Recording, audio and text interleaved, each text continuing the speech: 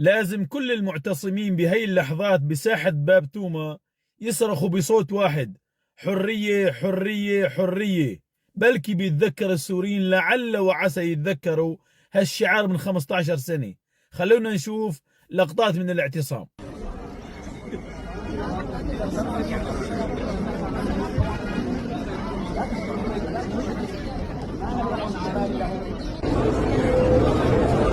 شوية جلب جايين بدهم يمنعوا أهل البلد يمارسوا حريتهم. بعثوا لهم بالبداية سيارات الدعوة ليل نهار عم تفتل بحاراتهم، وبعدها فجروا كنايسهم وتدخلوا بأكلهم وشربهم، وإذا بياكلوا قدام الصايمين أو بدخنوا حاطين عليهم مراقبين يصوروهم ويحرضوا عليهم كل حدا حامل فكر متطرف.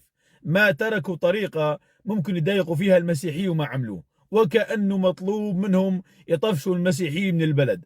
عم يشتغلوا على سياسة تطفيش للأقليات الدينية.